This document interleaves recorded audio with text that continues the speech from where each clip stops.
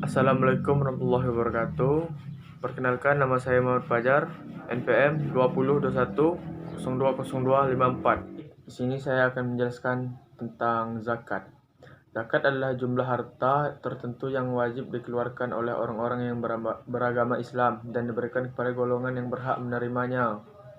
Menurut bahasa, kata zakat artinya tumbuh, berkembang, dan suci. Yang maksud suci adalah zakat yang dapat mensucikan dan membersihkan harta muzaki yang berzakat dari hak-hak mustahik penerima zakat, khususnya bagi orang fakir miskin. Sejarah zakat. Setiap muslim diwajibkan memberikan sedekah dari rezeki yang dikaruniakan Allah. Kewajiban ini tertulis dalam Al-Quran. Pada awalnya, Al-Quran hanya memerintahkan untuk memberikan sedekah atau pemberian yang sifatnya bebas, tidak wajib. Namun pada kemudian hari, umat Islam diperintahkan untuk membayar zakat. Zakat menjadi hukum wajib sejak tahun 662 Masehi. Nabi Muhammad melembagakan pemerintahan zakat ini dengan menetapkan pajak bertingkat bagi mereka yang kaya untuk meringankan beban kehidupan mereka yang miskin. Sejak saat ini, zakat diterapkan dalam negara-negara Islam. Hal ini menunjukkan bahwa pada kemudian hari ada pengaturan pemberian zakat, khususnya mengenai jumlah zakat tersebut. Hukum zakat. Zakat merupakan salah satu rukun Islam dan menjadi salah satu unsur pokok bagi tegaknya syariat Islam. Oleh sebab itu, hukum zakat adalah wajib, fardu, setiap muslim yang telah memenuhi syarat-syarat tertentu. Zakat tersebut dapat dikategorikan ibadah seperti solat, haji, dan puasa yang telah diatur secara rinci berdasarkan Al-Quran dan As-Sunnah. Zakat juga merupakan amal sosial, masyarakat, dan kemanusiaan yang dapat berkembang sesuai dengan perkembangan umat manusia. Itu zakat fitrah. Disebut juga dengan zakat fitrah yaitu karena zakat yang dikeluarkan karena telah menyelesaikan puasa Ramadan. Zakat fitrah wajib bagi setiap muslim, bagi laki-laki maupun perempuan, dewasa ataupun kecil, merdeka ataupun budak. Zakat yang wajib dikeluarkan muslim menjelang Idul Fitri pada bulan Ramadan. Besar zakat ini setara dengan 3,5 liter atau 2,5 kilogram makanan pokok yang ada di daerah bersangkutan. 2. Zakat mal atau harta, yaitu zakat dari harta yang dimiliki berupa emas, perak, harta, dan biji-bijian, serta zakat binatang ternak. Masing-masing jenis memiliki perhitungan sendiri-sendiri. Menurut bahasa, kata mal berarti kecenderungan atau segala sesuatu yang diinginkan sekali oleh manusia untuk dimiliki dan disimpannya. Sedangkan menurut syarat, mal adalah segala sesuatu yang dapat dimiliki atau dikuasai dan dapat digunakan atau dimanfaatkan sebagai lazimnya. Dengan demikian, sesuatu dapat disebut mal apabila memiliki dua syarat. 1. Dapat dimiliki dan disimpan. 2. Dapat diambil manfaatnya sebagaimana lazimnya.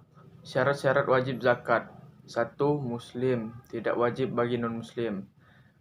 Merdeka, memiliki harta yang mencapai nisabnya. Tidak ada syarat balik dan sehat jiwa. Artinya bagi anak kecil pun yang belum balik dan orang tua yang gila tetap wajib dikeluarkan zakatnya.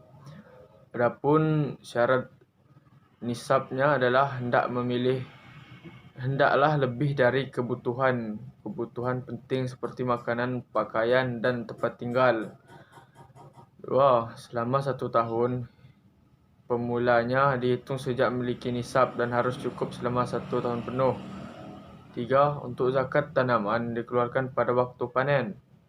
Syarat kekayaan yang wajib dizakati adalah 1. Milik sepenuhnya. 2. Cukup haul atau sudah genap 1 tahun. 3. Berkembang. 4. Cukup nisabnya. 5. Lebih dari kebutuhan pokok. 6. Bebas dari hutang. Golongan wajib yang berhak menerima zakat. 1. Fakir dan miskin. 2. Amil zakat. 3. Mu'alaf. 4. Rikab. 5. Garim. 6. Fisabilillah. Dan 7. Ibnu Sabil. Manfaat atau faedah zakat. Faedah dari segi agama. Dengan berzakat berarti telah menjalankan salah satu dari rukun Islam yang mengantarkan seorang hamba kepada kebahagiaan dan keselamatan dunia dan akhirat. Faedah dari segi akhlak. Penanaman sifat kemuliaan, rasa toleransi, dan kelapang dadaan kepada kepribadian pembayar zakat. Pembayar zakat biasanya identik dengan sifat rahmah, belas kasihan, dan lembut kepada saudaranya yang tidak punya.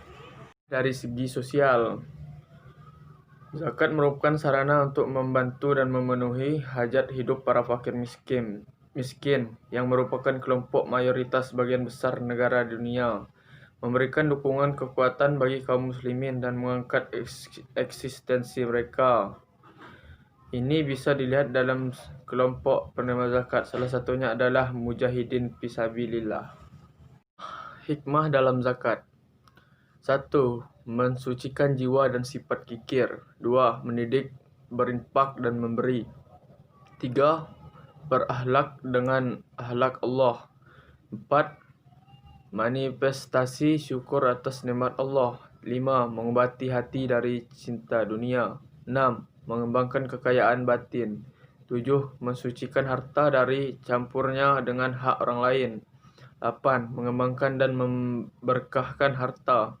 9. Membayar zakat. Itu berarti mensyukuri nikmat Allah. Nikmat yang syukuri janjinya oleh Allah akan ditambah. 10. Kekayaan yang dikumpulkan oleh seorang belum tentu dari hasil jerih payah dan keringatnya sendiri. Oleh karena itu, kita harus membagi kekayaan kepada fakir miskin. 11. Zakat mendidik orang menjadi dermawan dan pemurah. Sekian dari saya, maaf jika banyak kekurangan.